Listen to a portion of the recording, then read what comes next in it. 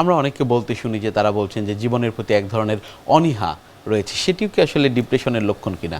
যখন ডিপ্রেশনটা তীব্র হয়, আমরা যদি ডিপ্রেশনটা ওইভাবে ভাগ করে ফেলি, মাইল্ড, মডারেট, সিভিয়ার, মৃদু, মাঝারি এবং তীব্র, যখন ডিপ্রেশনটা তীব্র হয় তখন কিন্তু জীবনের প্রতি তার বীতশ্রদ্ধতা আসে, জীবনের প্রতি কোনো তার মায়া থাকে না, অনেক ক্ষেত্রে খুব কঠিন একটি সিদ্ধান্তের মধ্যে চলে আসে, সে হয়তো আত্মাহুতি দিয়ে দিতে পারে। এটা একটু ডিপ্রেশনের একটু কঠিন পর্যায়ে, যখন চিকিৎসা করা হয় না, শেষ পর্যায়ে চলে যায়, তখন চতুর্দিকে সব কিছু মনে হয় যে কেউ নেই আর কি, সেই গানের লাইনের মতো আর কি, আশা নেই, আলো নেই, শুধু আধার চারিদিক, মনে হয় যে কোনো কিছুই নেই, আমার সব কিছু বোধহয় বৃথা হয়ে গেল, আমার কোনো কিছুই কাজে লাগলো না, আমার দ্বারা কিছুই হলো না, এরকম একটা তৈরি কিন্তু হয়।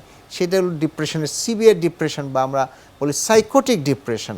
এই ক্ষেত্রে কিন্তু রোগীর আরও কিছু কঠিন উপসর্গ হতে পারে, সেগুলো ডিলিউশন, ভ্রান্ত বিশ্বাস আসতে পারে তার মধ্যে। আচ্ছা, কীরকম ভ্রান্ত বিশ্বাস?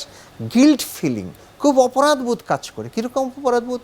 সেই কোন কালে যখন আমি ক্লাস 10-এ পড়েছিলাম বা ইন্টারমিডিয়েটে পড়েছিলাম, কারো একটু হাতটা ধরেছিলাম, এখন মনে হয় সেই হাত ধরা তো অন্যায় হয়ে গেল, এইটা তো আমি তাদের তো বিয়ে করি নাই, আমার তো এটা বড় পাপ হয়ে গেছে, সেই গিল্ট ফিলিং একটা চলে আসছে। অথবা ফিলিং অফ ওয়ার্থলেসনেস, সে কাজ করছে, চাকরি করছে, কিন্তু সে আরেকজনের সাথে তুলনা করে দেখলো যে তার তুলনায় তো আমি কিছু নাই, তখন মনে হলো যে আমার তো কিছুই হলো না। এই যে ডিলিউশনগুলি, গিল্ট ফিলিং বলি, ওয়ার্থলেসনেস বলি, এগুলি কিন্তু ডেভেলপ করে।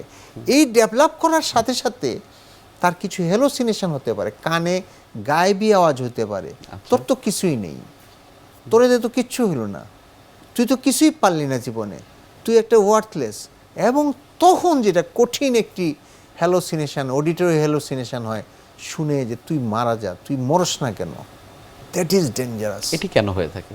এই যে হ্যালোসিনেশন বললাম, তার ভিতরে যে কষ্টটা, তার ভিতরের কষ্টটা যখন লাঘব হয় না, নিজের যখন ছোট ভাবা শুরু করে, তখন মনের থেকে তৈরি হয় সেই কথাটি, আওয়াজটি, অডিটরি হ্যালোসিনেশন বলছি আমরা, তখন কিন্তু সে এই জিনিসটা ডেভেলপ করে যায়। এবং এটা একটা মারাত্মক পর্যায়ে এবং খুব ডেঞ্জারাস, বিকজ এই যে ভয়েসটা, এই যে কমেন্টটা বা এই যে ইনস্ট্রাকশনটা যে তুই মরে যা, এটাতে কিন্তু অনেকে মরেও যেতে পারে। এবং সেই জন্য ডিপ্রেশনটা চিকিৎসা করা খুবই জরুরি, তা নাহলে এই পরিণতি যদি হয় তাহলে তো সবই শেষ হয়ে গেল। নিশ্চয়ই।